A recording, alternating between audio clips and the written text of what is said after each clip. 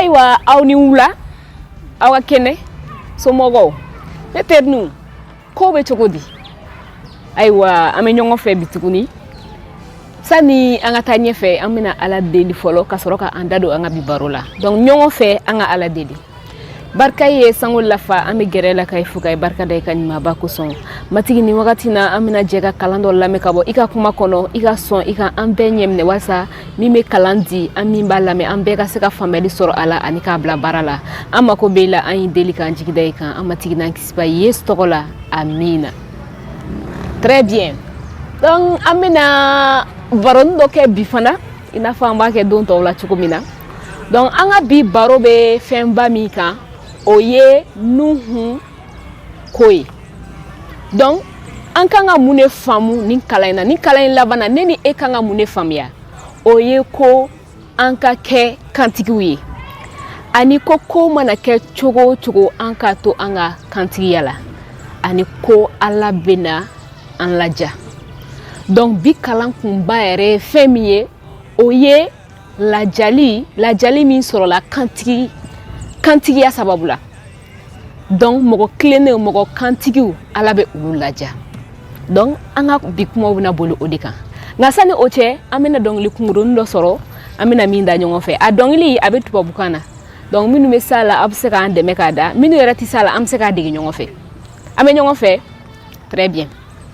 Sois fidèle jusqu'à la mort, tu auras la couronne de vie. Sois fidèle jusqu'à la mort, tu auras la couronne de vie. À vous, sois fidèle jusqu'à la mort, tu auras la couronne de vie. Sois fidèle jusqu'à la mort, tu auras la couronne de vie. Quand je dis tu auras, tu tapes les mains.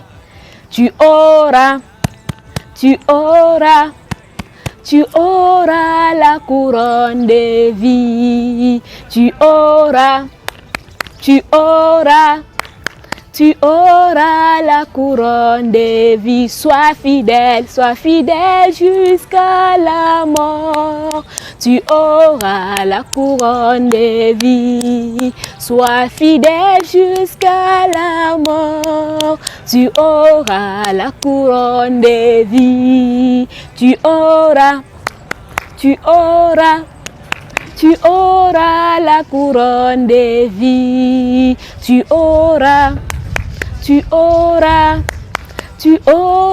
la couronne de vie. Merci. Donc, amuno te sala, aba profiter ka dege. Walsa na mina kalanda mne nyongo fet mami. Aw ka seka ni dong lidane. OK? Donc, amitanye fe. Anga bi verset obe talike Philippe Kaukan. Philippe Kau sura follow verset mugan wolonfla a fan follow abete partie A. Donc Philippe Kau sura follow verset mugan wolonfla ani a fan kelen. Donc anga kalanta bina se ama amina fonyongo fe ani awbetanye ka ake akwa kufe kalen. Donc ame feka mune fonyongo mbi ankanga mune famia. Amboraka olu kundama dama fo anga ke kantiguye anga ke mogo kleneuye anga to anga kantigi ala koma na chogo ani ala te nyine anko. Donc ni anye nuhu ka histoire taka laje amba yeko nuhu kera mogo ye minye toko soro kosebe a toko be ala ka kuma kono aka ketaw obe ala ka kuma kono nana. Donc ala ye nuhu nyena tomo wali saka sika bara dokeni ay neni nuhu ka histoire kono nana anka nga fenda madama ta akono ni amba ye ko o wakati la nuhu ka wakati la moko tunka jugu diye tun jugu yara o wakati moko ni santi kele de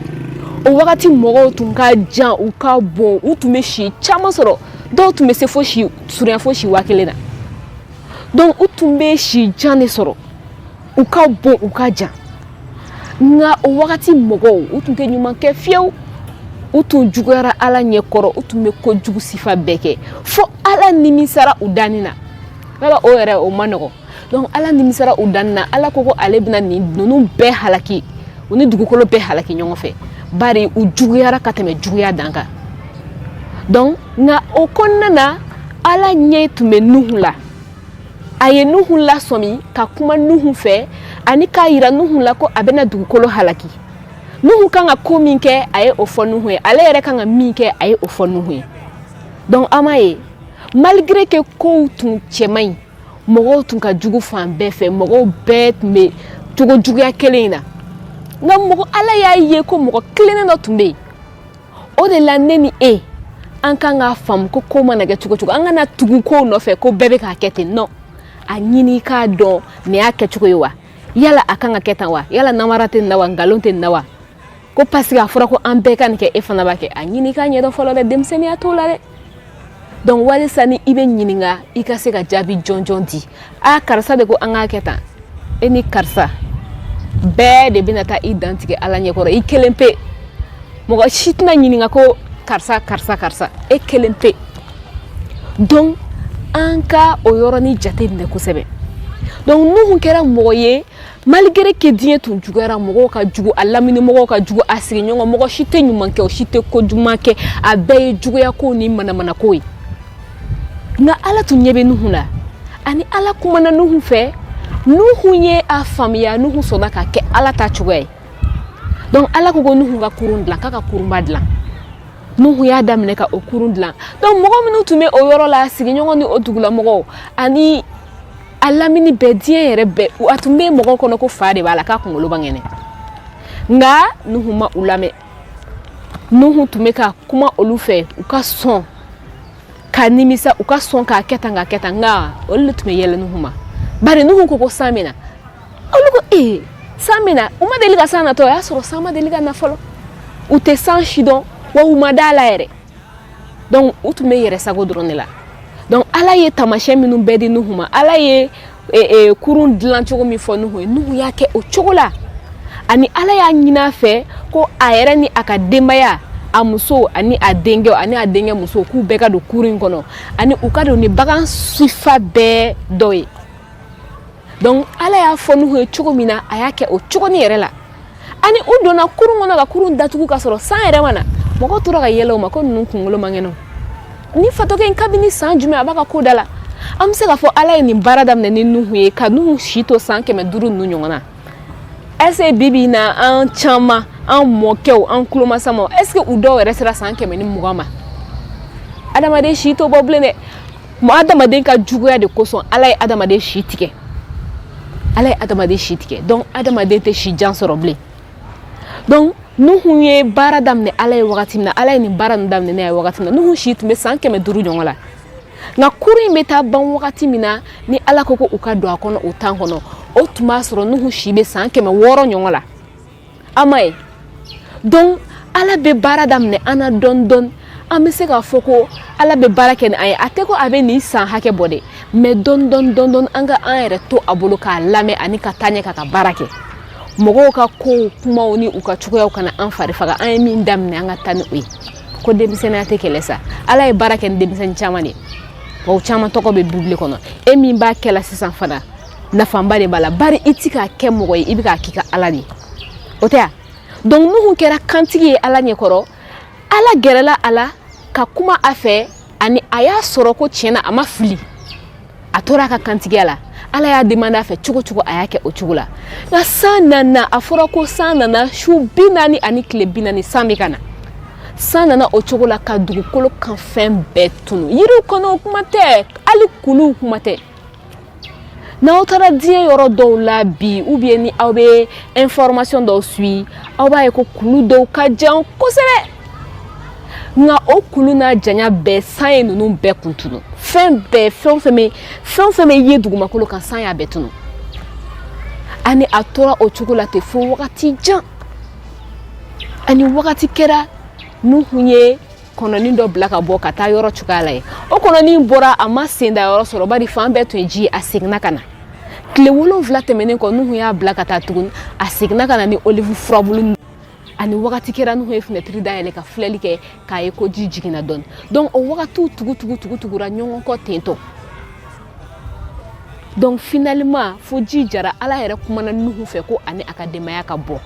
ani ala y'a layidu ta Nuhu o wagati la ko ale tɛna diɲɛ halaki ni ɲɔgɔnna jiba ye tugun n'a bɛ fɔ ma ko tufani ji ale tɛna diɲɛ halaki ni nin ye bilen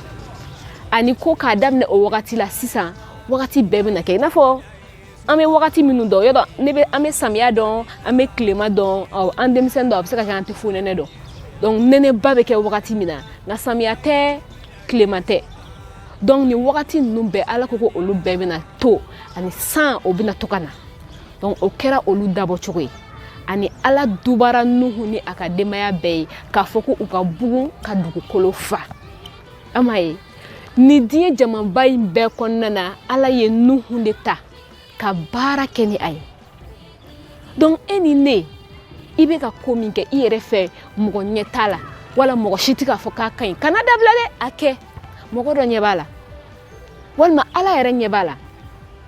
ko mɔgɔ tɛ juru don ala la n'i b'a kɛ ala bɛ na i sara k'a sɔrɔ e yɛrɛ ma sigi n'a ye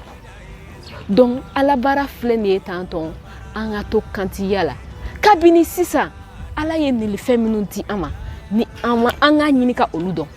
ni an y'u dɔn an yɛrɛ la an k'u ta an ka baara kɛ ni a ye ala yɛrɛ ka masaya jideli kama o tɛ donc ne ni e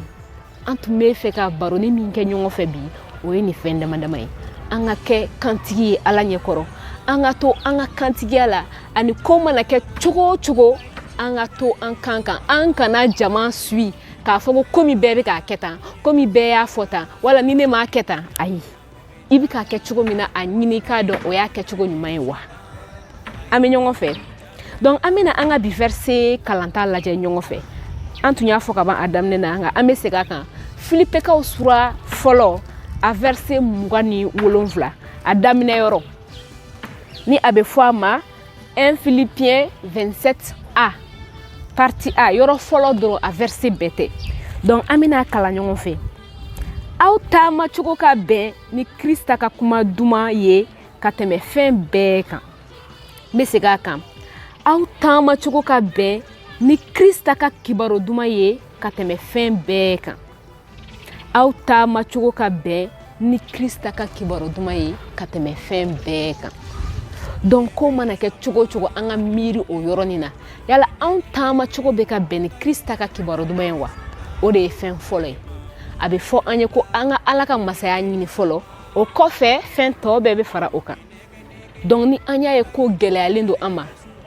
an bɛ gɛlɛya kɔnɔna na wala an ɲagamilen don an yɛrɛ t'a dɔn an bɛ taa fan min fɛ wala min ka ɲi min man ɲi an tɛ o dɔn an ka gɛrɛ an ka ala la an k'a ɲɛfɔ a ye matigi ni ko bɛ nin cogo la sisan yala ne ni e an b'a kɛ cogo di i terikɛ de don i fa don cogo min na i terikɛ don ten tɔ i kisiba don donc i bɛ gɛrɛ a la aw bɛ baro kɛ matigi an b'a kɛ cogo di a ka gɛlɛn ne ma dɛ ne tɛ k'a faamu dɛ n'i deli a ɲɛ yira ne la a ɲɛfɔ ne ye ne dɛmɛ ne ka se k'a faamu nin bɛ cogo di i bɛ baro k'a fɛ donc o kɔnɔna na ala bɛna i dɛmɛ a bɛna miirili dɔw yira la cogo cogo i kɔni bɛ sira dɔ ye i b'a faamu i kan ka taa sira min fɛ donc an tun bɛ fɛ dakurɛ dama dama na an tun bɛ fɛ an ka nin baroniw de kɛ ɲɔgɔn fɛ k'a faamu ko kantigiya nafa bɛ a la an kan ka to kantigiya la ani ala tɛna i sarabali to fiyewu i ni ala bɛ ɲɔgɔn fɛ ala b'i dɛmɛ tuma bɛɛ i yɛrɛ hakili la k'i sera i barika danyɔrɔ la wagati o wagati o b'a sɔrɔ ala ye fɛn dɔ labɛn e ye i yɛrɛ tun ma sigi ni min ye ayiwa e garisɛgɛ kɛra min ye bi an ka baro la o ye nin donc dakurɛ dama dama na ni ne tun bɛ an fɛ ka tila an ni ɲɔgɔn cɛ hakili la faamuyali sɔrɔla baro la donc o kɔnɔna na sisan i n'a fɔ an ye ala deli k'a daminɛ cogo min na an bɛna ala deli ka bi taa kuncɛ n bɛ segin an ka bi verset kan Filipikaw sura fɔlɔ verset 27 a daminɛ yɔrɔ partie A i ni ce i ka kulobajɔ la k'an bɛ waati wɛrɛ ka sani o cɛ an bɛ ala deli k'a kuncɛ a barika ye sango lafa an bɛ gɛrɛ la ka i fo ka i barika da i ka ɲumanba kosɔn i sɔnna k'an dɛmɛ ka se ka nin kalan lamɛn ɲɔgɔn fɛ an dɛmɛ walasa an ka se ka faamuyali sɔrɔ a la ani k'a bila baara la an ka ɲɛnamaya kɔnɔ i dege Yesu Krista kelen pe tɔgɔ la